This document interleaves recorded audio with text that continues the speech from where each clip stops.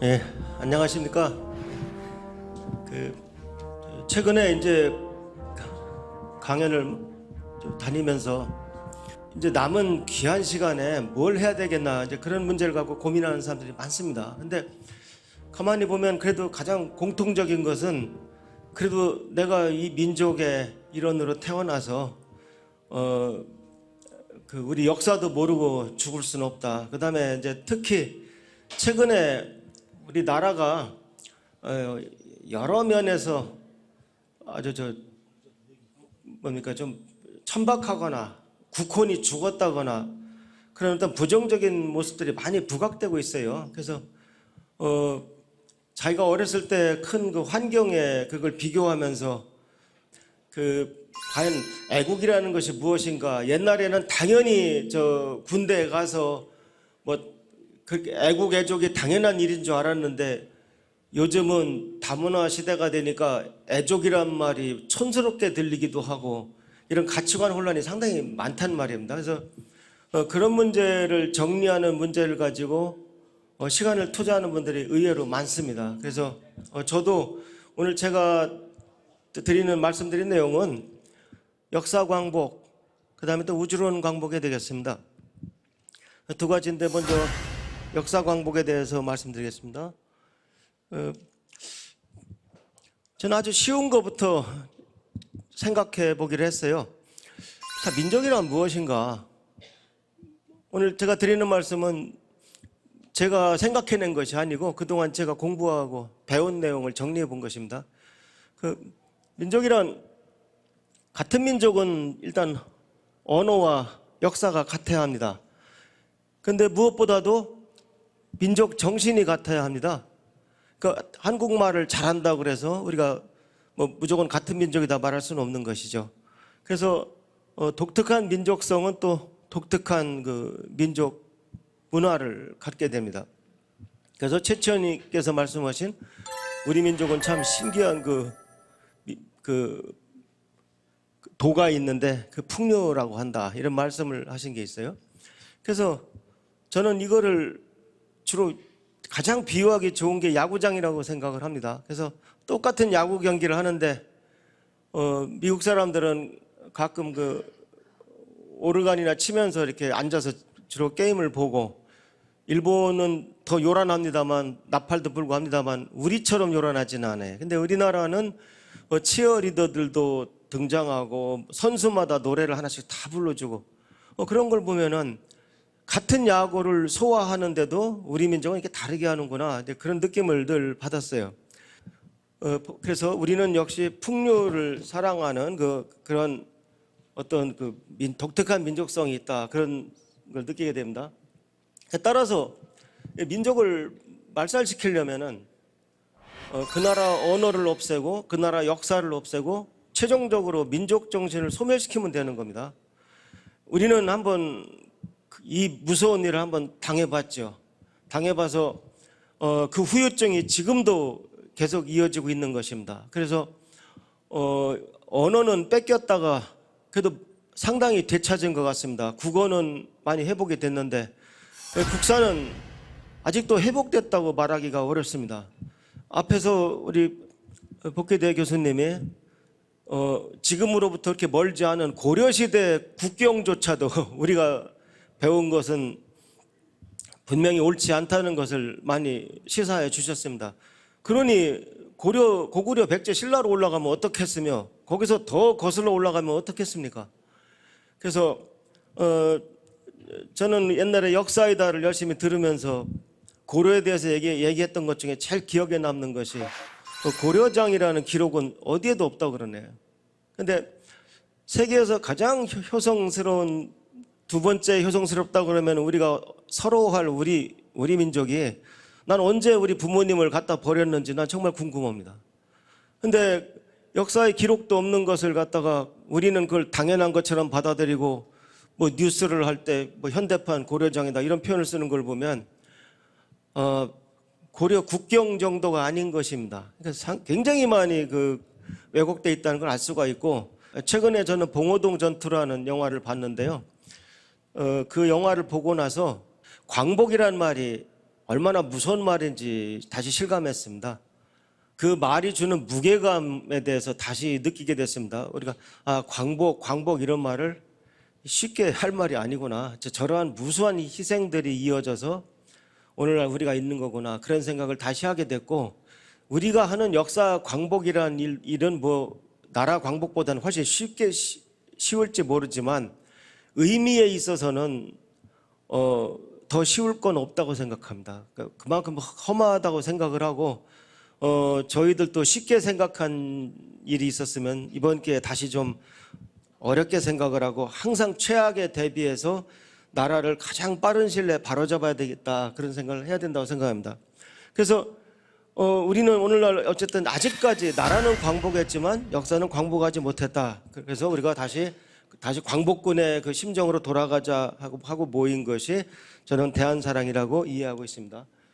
근데 역사를 이해한다는 것이 정말 어렵습니다. 어떻게 보면 역사란 무엇인가 물어봐도 사실 대답을 잘 못하겠어요. 그래서 저는 쉽게 생각하기 위해서 우리 가족 입장을 한번 생각해 봤습니다. 그래서 우리 가족 입장을 생각해 보니까 우리 집이 몇 년도에 어디서 살다 그거는 굳이 기억을 안 해도 됩니다. 왜? 우리가 어디 살았는가 주민등록 등본이나 띄워보면 다 나옵니다. 그럼 그것이 등본이 우리 집 역사냐? 아니죠. 저는 제가 가족사를 쓴다면은 우리 부모님께서 옛날에 그렇게 못 살 때 그래도 우리 자식들은 꼭 대학에 보내야지 하는 생각을 가지고 사신 그 부모님의 그 인생이 가장 전 중요하다고 생각합니다. 그런 부모님을 만났기 때문에 제가 그래도 오늘 이 자리에서 다른 사람들한테 뭐 더 아는 척하면서 강연도 할 수 있고 그런 제 인생이 지금 펼쳐지고 있다고 생각합니다. 그런데 그래서 민족의 역사도 한번 비유를 해봤어요. 즉 가족사의 호적 등본에 해당되는 것이 연표죠. 우리 연표에 보면 뭐 몇 년도에 어떤 나라가 세워지고 어느 나라가 망하고 다 나오죠. 그런데 우리 부모님의 정신, 제가 우리 가족사에서 제일 기술하고 싶은 부모님의 정신이 바로 우리 민족 역사에서 민족 정신인 것입니다. 그런데 우리는 그 주민등록 등본은 정확하기는 하지, 우리 그 연표는 지금 우리가 믿을 수가 없는 거죠. 학교에서 배우는 역사책에는 배달이라는 나라가 나오지 않습니다. 그것이 뭐 국정이든 국정이 아니든 아무 의미가 없어요. 어차피 배달은 나오지 않습니다. 근데 예를 들면 우리가 배달이라는 나라는 어떤 나라냐? 우리가 이제 환단고기 같은 진짜 역사를 공부한 사람들은 BC 3897에 세워져서 BC 2333까지 1565년 동안 18명의 환웅이 다스린 나라다. 그래도 연표를 최대한 정확하게 알고 있습니다. 그런데 우리가 학교에서 배우는 책은 연표조차 엉터리죠. 다 날조된 것입니다. 그 다음에 민족 정신은 거의 소멸됐다고 해도 과언이 아닙니다. 실제로 길거리 지나가는 한국 사람을 붙들고 한국 사람의 대표 정신이 뭔가요? 물어봤을 때 정말 대답하기 힘듭니다. 가만히 있어. 그럼 나는 그런 게 뭐가 있나? 우리도 뭐 민족중흥 이런 거 많이 들어봤는데 그럼 국민교육원장이 내가 가지고 있는 국민 민족 정신인가? 아니거든요. 그러면 그렇게 국민 정신이 이제 그렇게 만들어지는 것이냐? 그럼 저는 3.1 정신이 있느냐? 저는 새마을 정신이 있느냐? 제가 봐도 없는 것 같아요. 예. 그럼 뭘까? 오히려 그 문제를 가지고 당장 천문학 공부해야 되는 유학생이 그런 문제를 가지고 굉장히 많은 시간을 보냈습니다. 그래서 그때는 답을 구하지 못하고 미뤄놨던 질문들이 나중에 이제 인생을 살면서 이런 거로구나 이렇게 해답을 찾으니까 한마디로 어떤 지식의 숙성 기간이 기니까 이제 좀 자신도 있고 어떤 선택의 문제가 닥쳤을 때는 뭐 두려움 없이 얘기할 수 있는 그런 용기도 생기더라고요. 그래서 저는 지식이라고 하는 것이 당장 이렇게 들어서 앵무새처럼 말을 옮긴다고 해서 이해한 것이 아니라고 생각합니다. 모든 지식은 우리 수학도 그래요. 숙성돼야 합니다. 그 지식에 아주 익숙해져야 그 지식이 내 지식이 되지, 똑같은 수식이라도 어제 볼 때하고 오늘 볼 때하고 다른 것입니다. 그래서 우리가 뭔가 좀 그 책임 있는 어떤 행동을 하고 할 때는 굉장히 그 깊은 그 판단력이 필요하다는 생각입니다. 그래서 저는 역사 광복 이런 걸 보고 역사 광복이란 단순히 연표를 회복하는 것이 아니다. 특히 우리 민족 정신을, 거의 소멸된 민족 정신을 우리가 찾아서 제시해야 된다, 이런 생각까지 하게 됐습니다. 그래서 여기서 뭐 이런 용어는 이미 다 쓰고 있는 것 같아요. 근데 어쨌든 저는 내가 이사장이 되면은 K-히스토리라는 것을 제안해야 되겠다. 일단 우리는 훌륭한 통사를 만들고, 그 다음에 우리도 더군다나 우리 동포들이 밖에 나가 있고, 그 모든 동포들은 역사 때문에 다 시달리고 있습니다. 예를 들면 미국 동포들 중에서 중국 사람하고 안 싸운 사람이 거의 없대요. 왜? 직장 생활 하다 보면은 중국 친구도 생겨요. 근데 항상 술 먹고 있다 보면 언젠가는 야, 사실은 너희 나라가 우리 식민지였어 한다는 겁니다. 그럼 우리 한국 사람이 거기서 뭐 이 녀석아 하고 자리를 박차고 일어나지만 막상 뭐라고 그 친구한테 논리적으로 반격할 수가 없다는 걸 깨닫는다는 거죠. 그게 왜냐? 역사를 안 배워서, 잘못 배워서 그렇습니다. 예를 들어서 우리가 치우하더라도 치우 천자가 최초의 천자죠, 역사상. 치우 천자가 황제 혼원을 잡아다 놓고 반성을 시키지 않습니까? 근데 중국 사람들은 전부 다 황제 혼원이 치우를 잡아 죽인 거로 알고 있습니다. 그거 하나만 봐도 중국 쪽인지 한국 쪽인지 알 수가 있는 거거든요. 근데 우리는 치우를 많은 사람들이 중국 도깨비 정도로 알고 있습니다. 그러면 그게 얼마나 무서운 말입니까? 그럼 우리 붉은 악마는 중국 응원단이라는 얘기네. 그 다음에 치우가 누굽니까? 충무공 이순신 장군께서 전쟁에 나갈 때 승리를 빌던 우리 전신입니다. 전쟁의 신입니다. 근데 오늘날 우리 후배가 되는 우리 육군의 지휘부에서는 왜 가장 상급 부대를 치우 부대라고 부르지 않습니까? 치우가 누군지 모르기 때문입니다. 그러니까 우리 그 전쟁의 신 치우는 지금 후손 장군들에게 철저하게 외면당하고 있는 것입니다. 그게 역사를 모르는 그 죄 중에, 역사를 몰라서 짓는 죄 중에 하나, 좋은 예가 되겠습니다. 마찬가지입니다. 태오복희도 마찬가지입니다. 많은 분들이 복자가 들어가니까 중국 점쟁이 정도로 알고 있습니다. 태오복희는 태극기를 만드신 분입니다. 만일 태오복희가 중국 점쟁이라면 우리는 오늘날 중국제 태극기를 쓰는 것입니다. 그런 상황에서 반드시 우리가 K-히스토리라는 이름으로 일단 동포들에게도 희망을 주고, 언젠가는 우리가 이깁니다. 언젠가는 우리가 옳다는 것이 증명될 거라 확신하기 때문에 우리는 K-히스토리를 해서 세계에 우리 역사를 알리는 길을 가야 한다, 이렇게 생각을 합니다. 아울러 우리가 K-스피릿은 무엇입니까? 결론적으로 우리 개천사상, 천선사상입니다. 그것만큼은 지연이 없고 학연이 없고 아무것도 없어요. 선생님들도 일이 잘 되시면 뭐라고 하십니까? 아이고 이번에 하늘이 도왔어 하지 않습니까? 어떻게 보면 우리 민족의 정신에서 온 것입니다. 예를 들어서 우리가 부주를 합니다. 뭐 3만 원, 5만 원, 7만 원 이렇게 낼 수는 있지만 4만 원, 6만 원, 8만 원 내는 사람은 없습니다. 뭐 법에 짝수로 내지 말라 그런 법도 없어요. 근데 왜 짝수로 안 낼까요? 우리는 천수, 홀수를 숭앙합니다. 북두칠성을 숭앙하고 음양 오행을 따르고 그 다음에 삼수에 따라 삽니다.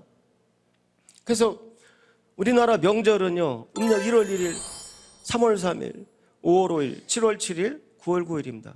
설날, 삼진날, 단오, 칠석, 중양절입니다. 그것만 봐도 비즈니스가 떠오릅니다. 왜? 음력 5월 5일 단오는 지금 강릉에서 유네스코에 등록을 해가지고 아주 진행을 잘하고 있어요. 이웃 나라들이 땅을 치고 있습니다. 단오 뺏겼단 말이에요. 왜? 다른 데도 단오는 다 있습니다. 동양에서. 자, 그러면 다음 수순이 안 보이십니까? 칠석제가 지금 놀고 있잖아요. 더군다나 주제가 전 세계 어디도 통하는 남녀 간의 사랑입니다. 왜 우리는 밸런타인데이 때 초콜릿을 사 먹으면서 우리 동양의 그 밸런타인데이라고 할 수 있는 칠석 때는 왜 떡이나 뭐 이런 것도 팔지도 않습니까? 그래서 그런데 그런 것도 역사를 바로 배웠으면 옛날에 천해 바이칼호를 건너서 만나던 나반과 아만의 얘기가 여기까지 왔구나. 이거는 환국을 꼭 우리만의 역사라고 말할 수는 없지만 분명한 거는 거기서 기원됐다는 걸 알면서부터 우리가 애착이 되고, 특히 지자체 장중에 역사를 아는 사람은 7월 7석 행사를 유치할 수 있는 것이죠. 제가 십몇 년 전에 대전시에 그런 제안을 했는데 다행히 대전시에서는 그걸 받아들여 줘가지고 지금도 견우직녀 축제를 하고 있습니다. 근데 다른 데에 생기지 말라는 법도 없습니다. 왜냐하면 견우직녀는 연고지가 없습니다. 그러니까 당장 비즈니스 관점에서 역사를 안다는 것은 이렇게 중요한 것입니다. 우리 고구려 벽화에 보면은 그 견우직녀가 나오죠. 그 은하수 건너서 견우가 소를 끌고 가는 그림조차 있습니다. 그러니까 역사를 모르면 현재 비즈니스도 놓치는 것입니다. 그 다음에 민족 정신이 가장 돋보이는 민족은 저는 주저없이 유대민족이라고 생각이 됩니다. 유대민족은 그 구약 성경에 근거를 둔 선미사상을 바탕으로 이스라엘을 건국했습니다. 거의 2000년간을 떠돌다가 팔레스타인에 와가지고 여기 우리 땅이야 내놔, 구약에 써 있잖아. 그래서 나라를 돌려받은 민족입니다. 그런데 여러분 알다시피 구약 성경이라고 하는 것은 역사책이지 거기는 예수님 이야기가 나오지 않습니다. 그런데 그 구약 성경을 쓴 그 주인공들이 누구냐? 수메르입니다. 알타이계 하나인 수메르 민족이고, 거기서 아브라함이 독립해 나오면서부터 유대인의 역사가 시작됩니다. 그러니까 우리가 환단고기 같은 역사를 공부해서 더 옛날 역사까지 공부하게 되면은 우리가 어떤 지식에 대한 자기의 그 얇은 생각을 가지고 자기 일생을 결정하는 그런 결정들을 너무 쉽게들 내리고 있어요. 예를 들면 종교를 믿어도 역사를 믿으면은 나는 더 훌륭한 신앙생활을 할 수 있을 거라고 저는 믿습니다. 종교에 무관하게요. 그래서 어떠한 편견도 갖지 말고 우리나라 역사를 일단 정확하게 공부하는 것은 누구에게나 전 중요한 일이라고 생각이 됩니다. 근데 왜 하나 궁금한 것은 왜 유대민족의 선민사상은 인정하면서 우리 배달민족의 선민사상은 인정하지 않느냐, 사람들이. 왜 우리는 이런 이미지도 없느냐. 이것은 유명한 그 10개라는 영화의 그 주인공 찰턴 헤스턴의 모습입니다. 그러니까 홍해를 건너가는 그 유태인들의 지도자입니다. 그럼 우리도 이와 비슷한 일이 역사에 몇 번 있었단 말이죠. 제일 대표적인 것은 환웅이 삼천의 제세 행랑을 이끌고 이 무리를 지어서 이쪽으로 오셨단 말입니다. 우리나라에 그림 잘 그리는 분이 얼마나 많이 계십니까? 몇십만 명일 거 아닙니까? 왜 이런 그림을 그리는 분이 한 분도 없습니까? 왜 없을까요? 민족 정신이 죽었기 때문입니다. 민족을 이런 눈으로 보는 것조차 없어졌기 때문입니다. 우리 애국단체에서 개천절에 이렇게 단군 퍼레이드를 합니다. 눈물나게 고마운 일입니다. 단군도 신화라고 하는데 이런 일을 해주니 얼마나 우리 국학원 같은 애국단체가 얼마나 훌륭한 단체입니까? 우리 대한사랑 청소년들도 많은 활동들 많이 하고 있죠. 근데 가만히 보면 개천절의 주인공은 환웅입니다. 근데 환웅은 단군은 어떤 옷을 입고 어떤 헤어스타일을 하셨고 아주 친근할 정도로 캐릭터도 있어요. 환웅은 아무도 모릅니다. 왜 환웅은 캐릭터도 없어요? 이것도 역사가 잊혀졌기 때문입니다. 그래서 어떻게 보면은 그러니까 우리 선민사상을 안 믿는 것은 우리 역사를 안 믿기 때문입니다. 그러니까 환단고기 같은 우리 구약성경과 거의 손색 없는 우리 역사가 있는데도 불구하고 우리 국민들이 안 믿기 때문입니다. 심지어 다른 나라는 없는 역사도 만드는데 우리는 있는 역사도 믿지 않기 때문입니다. 가끔 어제 식민사학 쪽하고 3년간 대법원까지 가서 싸워 이기신 이덕일 소장님을 만났습니다. 그래서 얘기하던 중에 이덕일 소장님이 저한테 이런 가르침을 주시더라고요. 북한의 역사학자들은 전부 환단고기를 인용한다는 겁니다. 북한은 환단고기라는 이름을 잘 모른대요. 그냥 여러분 알다시피 환단고기는 5권의 역사책입니다. 안함로의 삼성기, 원동중의 삼성기, 이암의 단군세기, 범장의 북부여기, 임액의 태백일사, 5권의 역사책을 우리가 환단고기라고 부릅니다. 북한에서는 그 책을 그냥 낱권으로 인용을 한대요. 예. 그러니까 여러분 다 알다시피 북한에 단군 묘가 있습니다. 근데 환단고기를 읽어보면 구울이라는 단군이 순시하다가 대박산에서 돌아가셨다고 적혀 있습니다. 그거 보면 바로 그 피라미드의 주인공이 구울 단군일 확률이 상당히 높다고 생각합니다. 그 산 이름이 대박산이래요. 네.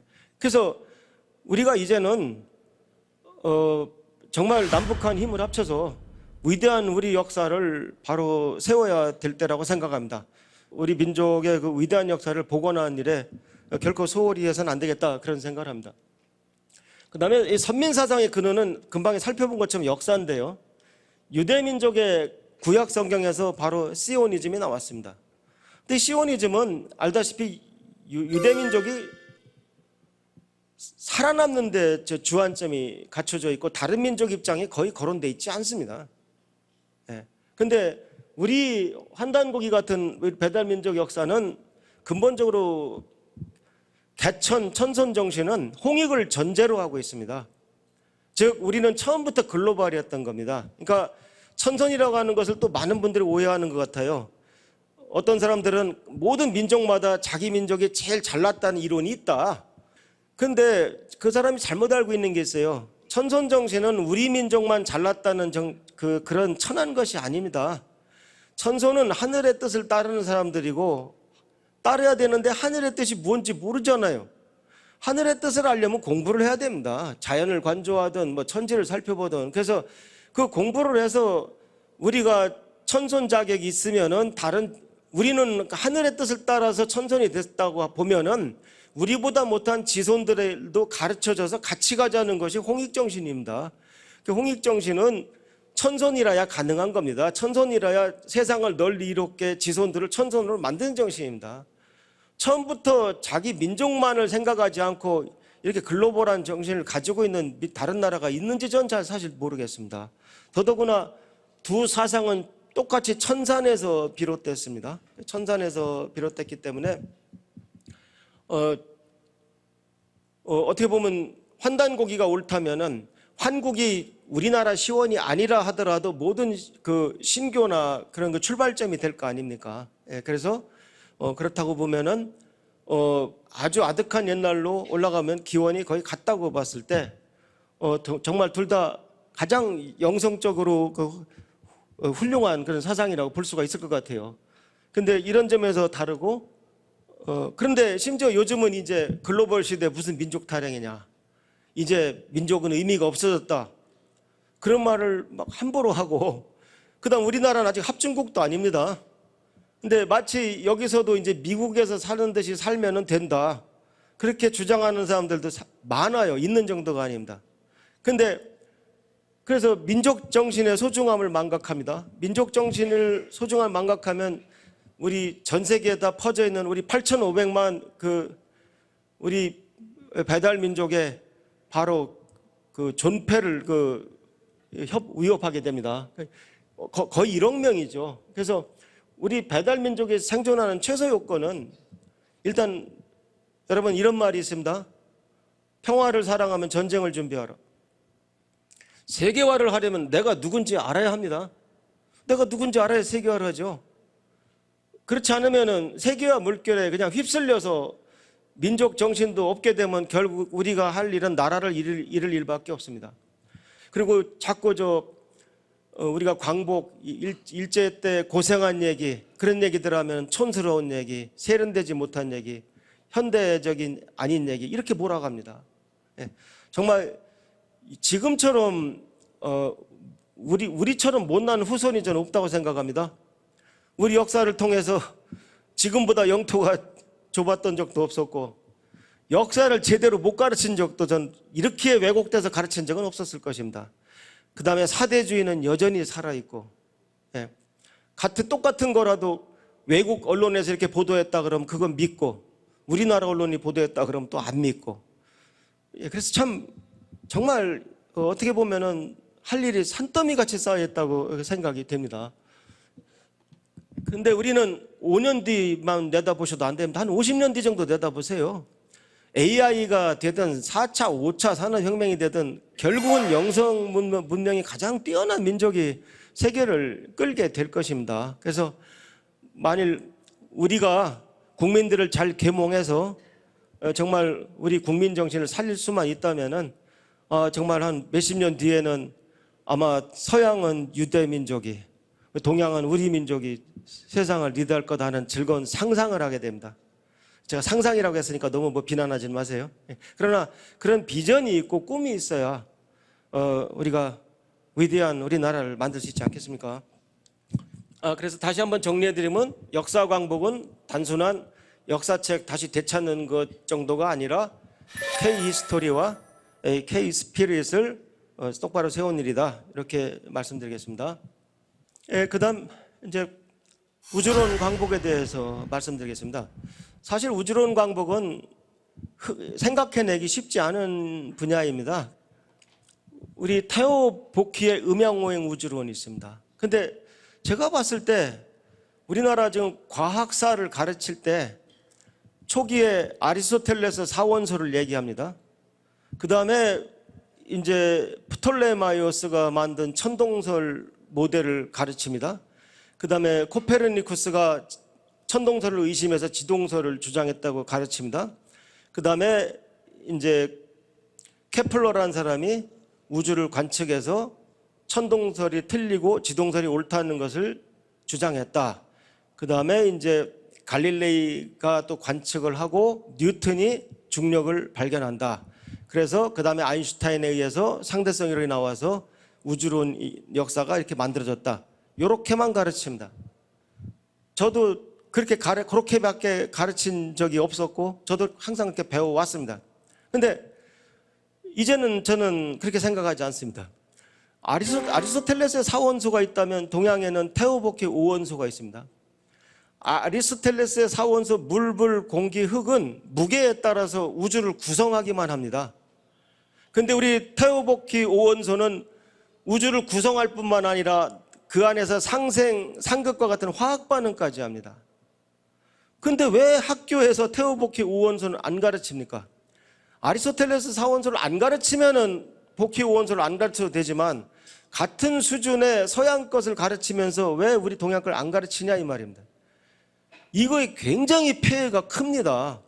저는 우리나라 과학교육에서 제일 잘못하고 있는 것 중에 하나가 보키 5원소를 안 가르친다는 겁니다.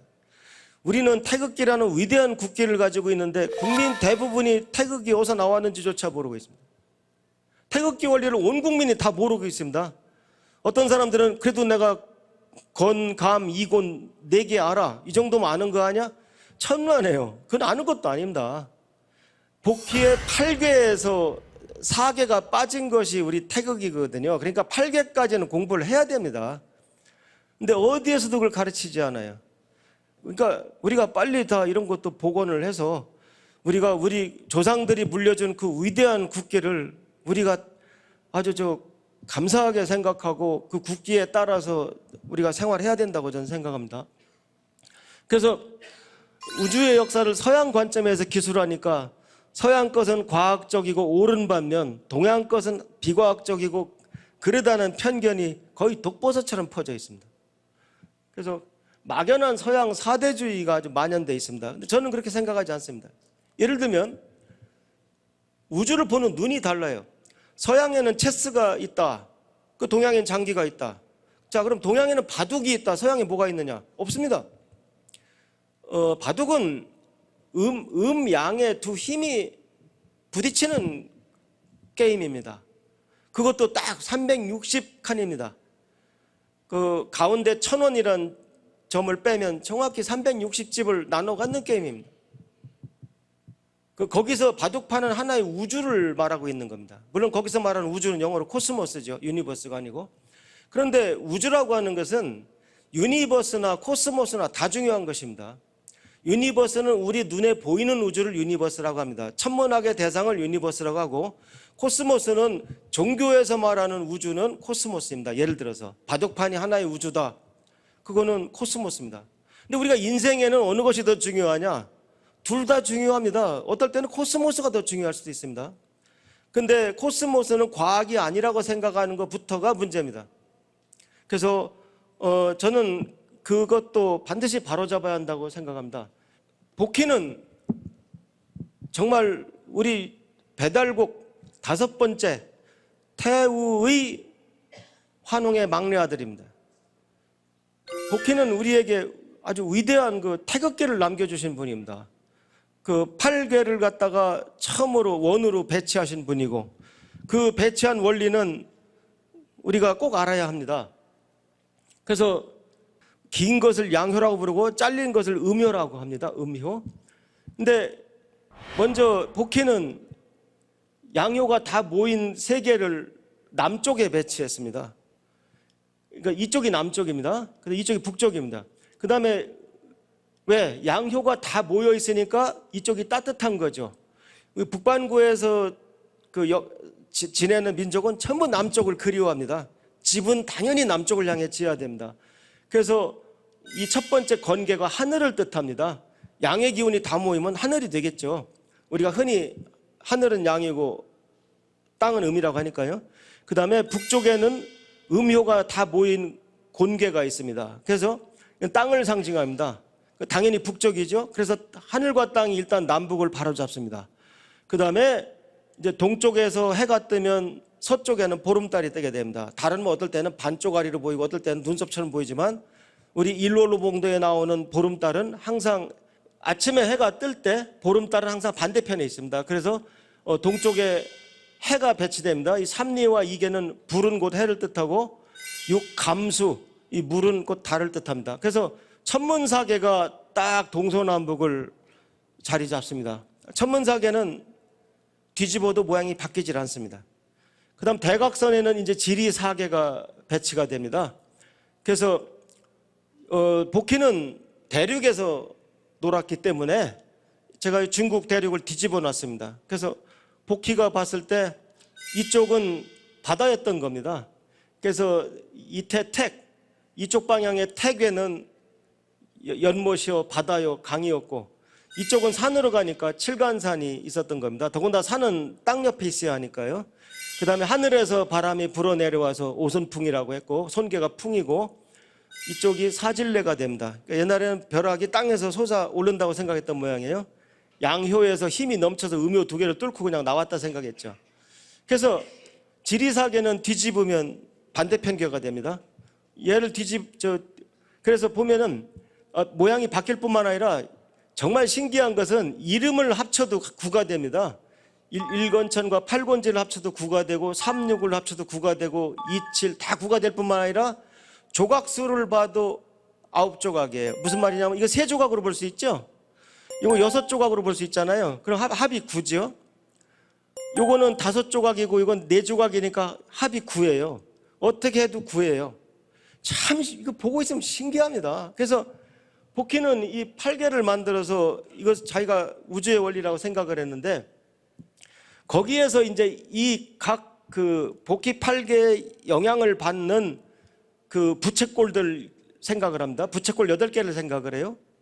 보시면은 이쪽에 양효가 3개가 있으니까 요 부채꼴은 모두 하얀색입니다. 우리가 여기서 양의 기운이 하얀색이라고 생각하는 거죠. 여기는 음효 앞 3개 있으니까 여기서 이것이 전부 다 시커먼 겁니다.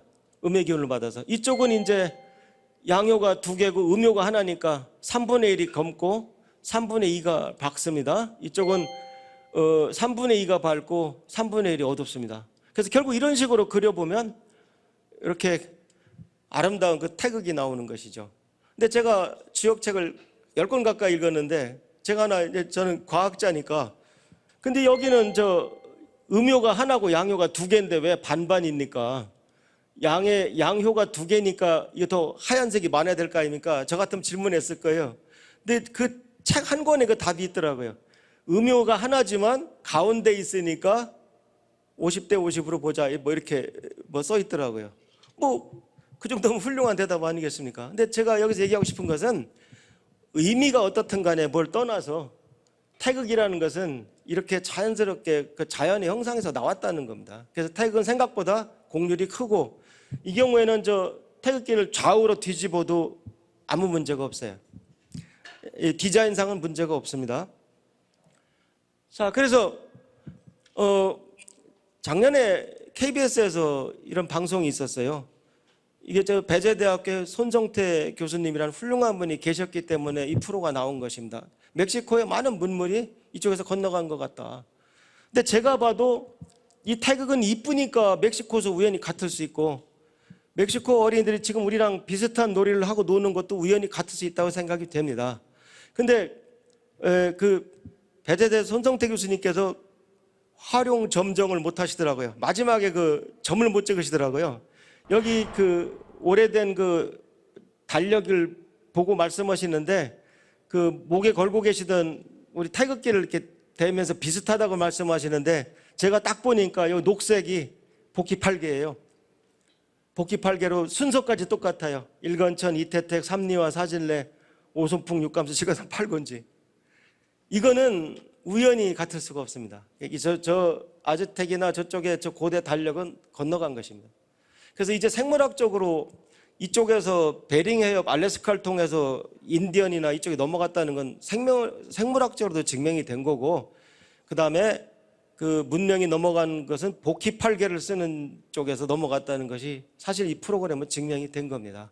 그래서 어떻게 보면 우리가 환단고기에서 말하는 그 나비 날개 같은 양쪽의 진화는 이제 수메르 쪽만 보강을 하면 저는 거의 완성된 것이 아닌가 그렇게 생각을 합니다. 그 다음에 흔히 묻는 사람들이 왜 환국은 따뜻한 그 삼각주에서 벼농사 잘 된 데서 나라가 안 이루어졌고 그 추운 그 파메르고원에서 이루어졌냐? 그게 말이 되냐? 근데 저는 거기에 대해서 답을 알아냈어요. 1000년 전에는 거기가 따뜻했습니다. 두 번째, 유목민들의 나라였습니다. 환국은 농사꾼들의 나라가 아니에요. 그러니까 유목민들의 나라이기 때문에 전혀 그러니까 삼각주 나무가 필요가 없었던 것입니다. 그래서 유목민들이 돌아다니다가 유목민들은 나라를 만들어지기가 참 어려워요. 그러니까 상징적인 나라만 있었던 겁니다. 왜? 농사를 짓는 그 백성들은 도망을 못 가요. 군주가 나타나서 뺏어버리면 어쩔 수가 없습니다. 그러니까 농사를 짓는 사람들은 도망을 갈 수가 없지만 유목민은 군주가 괴롭히면 그냥 양떼 물고 가버리면 됩니다. 그래서 하나의 그 정식 국가가 다 여기저기 성립되기 전에 환국은 그렇게 될 수밖에 없었다 생각합니다. 그래서 어쨌든 우리 그 배달 민족의 우주론 계보는요, 환단곡의 근거를 둔다면은 천부경, 그 다음에 복희가 만든, 복희가 요때쯤이죠. 5번째 태우이 환웅의 막내 아들이 화도와 복희팔계를 만들었고, 그 다음에 우리 단군조선의 영향을 받아서 하나라 우왕이 낙서를 만들었고, 그 다음에 상나라의 그 주지웅림을 하던 그 주왕이라는 폭군을, 좀 헷갈립니다. 주왕이라는 폭군을 주나라 문왕이 강태공이라는 책사와 함께 공격을 하다가 문왕은 뜻을 못 이루고 죽어요. 그래서 그 아들 무왕이 상나라를 엎어버리고 주나라를 세우게 됩니다. 그때 그 죽은 문왕은 문왕팔계를 만들었고 주역의 그 괴사라는 걸 썼고, 그 무왕의 동생 주공이 그 효사를 완성을 해서 주역이라는 걸 완성하게 됩니다. 그래서 사실은 여기까지가 다 우리 배달 민족이 한 것이라는 얘기입니다. 그래서 알다시피 하상주까지 모든 군주들이 다 배달 민족이었습니다. 그래서 진왕이 그 지긋지긋한 배달 민족의 역사를 마감하기 위해서 만리장성을 쌓고, 이 바깥에 있는 애들은 다 오랑캐다. 그 다음 내가 시황제다. 내가 진시황이다. 나로부터 우리 화족 역사가 시작된다. 그래서 아마 모든 역사책도 태우고 한 것이 아닌가 그렇게 믿어지고 있습니다. 그 다음에 실제로 우리 저 하우, 상탕, 주문, 주공 모든 사람들이 다 우리 배달민족이라는 것은 알려져 있는 겁니다. 그래서 우리 조선시대 말만 해도 우리 조선시대 사대부들은 다 주역을 공부했어요. 왜? 조선의 교과서가 뭡니까? 사서삼경이잖아요. 근데 삼경의 마지막이 시경, 서경, 역경이 바로 주역입니다. 그러니까 조선시대 훌륭한 학자다 그러면 주역은 다 알았던 겁니다. 근데 주역이 주나라 거니까, 즉 우주론이 주나라 거니까, 중국 거니까 우리는 작은 중국만 돼도 원이 없겠다. 그 조선시대 나라 비전이 소중화가 됩니다. 우리는 작은 중국만 돼도 원이 없겠다. 그래서 근데 그래도 사대부들은 다 지금 우주론을 알고 있었기 때문에 조선 말에 나온 군기나 어기를 봐도 이거 딱 보면은 낙서구나. 이거 문왕팔계네. 문왕팔계네. 그러니까 이거 적어도 이 정도로 알아야 우리 조선의 지배층이었다는 겁니다. 그럼 오늘날 우리나라는 아느냐? 우리 지도층들이 아느냐? 모른다니까요. 그래서 태극기를 얘기할 자격이 없다는 겁니다. 그 다음에 여기 데니의 태극기를 보시면, 데니라는 그 미국 대사한테 고종께서 주신 태극기를 보면 태극기의 곡률이 아까 복희팔기에서 그린 곡률과 같다는 걸 알 수가 있어요. 예. 여기서 참 재밌는 게 칠은 무조건 북두칠성으로 그립니다. 그래서 우리가 이렇게, 그래서 원래 우리 국기는 그러니까 복희팔기에 태극이 이렇게 들어가야 옳죠. 사실은 이 태극도 정확한 건 아닌데 제가 일부러 우리 태극기하고 가장 가깝게 모양을 만들어 놨습니다. 왜냐하면 전 이게 우리 통일 대한민국의 국기가 돼야 된다고 확신해요.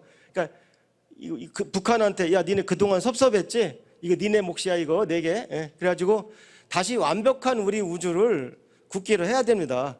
원래 고종께서 이거 국기로 가져가라 하셨던 모양이에요. 그런데 아마 국기가 중간에 이제 지리사계가 빠져요. 그래서 원래는 우리 국기가 이게 제 모습입니다. 그런데 전 세계 국기가 3대2 직사각형에 들어가게 디자인이 되니까 이제 이쁘게 이렇게 한 것뿐이지 이게 원래 모습이에요. 이게 뭔가 허전하잖아요. 제가 보면 꼭 털 뜯긴 닭 같아. 그래서 결국 우리 국민이 수준이 올라가 줘야 이런 국기를 가질 수가 있다. 이제 그런 얘기를 하고요. 그러면 보나마나 지금 4개도 죽겠는데 8개 어떻게 그리냐, 애들이, 초등학교 애들이 그렇게 할까 물어볼 것 같아요. 근데 의외로 쉬운 방법이 있더라고요. 원리를 하면 너무 쉬워요. 왜냐하면 딱 하나만 기억하시면 되는 게, 자, 일단 양효 4개를 그려요. 1, 2, 3, 4. 일단 올라가서 오손풍, 육감수, 칠간산, 팔건지, 음효를 그려요. 그 다음에 우리가 밑에가 북쪽이 우리가 남쪽이라는 걸 아니까 무조건 위는 양효 3개, 밑에는 음효 3개 그리면 됩니다. 위쪽이 따뜻하니까. 근데 요거는 이제 중간이니까 얘는 길고 얘는 짧아야죠. 마주보는 것은 항상 대칭입니다. 그래서 이렇게 돼야죠.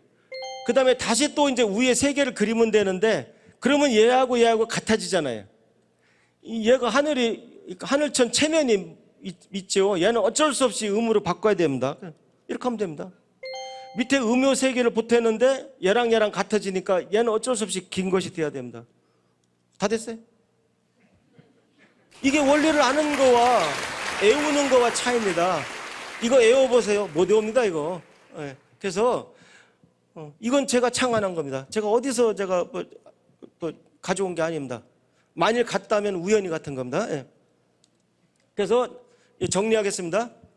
주역은 중국 것이 아닙니다. 만든 사람이 다 우리나라. 그러니까 쉽게 말해서 중국은 상고사도 없고 우주론도 없습니다. 그러니까 동양의 옛날 우주론, 동양이라고 할 거 없어요. 그냥 우리 배달민족의 우주론이에요. 일본이랑 중국은 화학적은 기여한 게 없어요. 네, 그래서 모화사상이나 그러니까 우리가 5,000원짜리 1,000원짜리 나오는 그 훌륭한 분들도 국가관이 뭡니까? 소중합니다.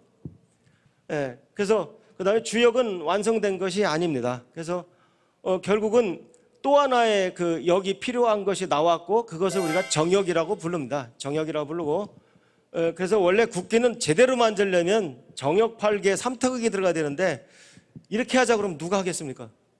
그래서 아마 가장 현실적인 안은 우리 아까 제가 보여드린 현 태극기하고 가장 비슷한 거에서 4개만 추가했네 해서 가는 수밖에 없을 거예요. 괜히 더 복잡해지면 국기 이번 기회에 바꾸자 해서 다른 것이 되면 지금만도 못해지는 겁니다. 그래서 저는 우리가 열심히 활동해서 우리 국민들이 복희 8개 정도는 다 할 수 있게 해줘야 합니다. 그래서 바로 우주강복이란 뭐냐? 주역은 우리 것이고 환단고기를 기술해야 한다. 정역을 인정해서 오늘 제가 전에 얘기할 시간이 없지만 천부경과 함께 K코스모스를 알려야 한다. K코스모스를 알리다 보면 부수적으로 우리나라의 어떤 멘트로나 그런 정신적인 요소도 글로벌화 할 수 있습니다. 우리 사단법인 대한사랑은 대한 히스토리 앤 컬처 어소시에이션입니다. 그래서 이 단어를 다시 한번 잘 생각해 봐야 돼요. 여러분 아시죠? 우리 대한사랑은 한자로 쓰게 되면 화랑의 랑자하고 똑같습니다. 그러니까 역사를 사랑하는 우리는 삼천 제세행랑과 같은 정신을 가져야 됩니다. 그 다음에 영어로도 히스토리는 히스토리고요. 이 컬처 안에는 스피릿과 카스머스와 여러 가지가 들어갈 수 있습니다. 뭐 음악, 미술도 있을 수 있어요. 그러나 우리가 현재 당장 대한사랑으로서 시급하게 당장 할 수 있는 것은 스피릿과 카스머스가 있다고 생각합니다. 그래서 오늘 저는 우리 대한사랑을 1, 2년의 비전으로 바라보지 말고 앞으로 적어도 10년, 20년까지 내다보고 일이 글로벌리 가야 되겠다. 우리나라는 이제 한 10년 안으로 정말 단순히 잘 사는 정도가 아니라 이 세계 영성 문화를 좌우할 수 있는 위대한 배달 민족의 국가가 될 것으로 확신합니다. 그래서 우리 모두 대한사랑 활동을 최대한 열심히 해야 되겠다. 이렇게 말씀드리면서 오늘 강의를 마치도록 하겠습니다. 네, 감사합니다.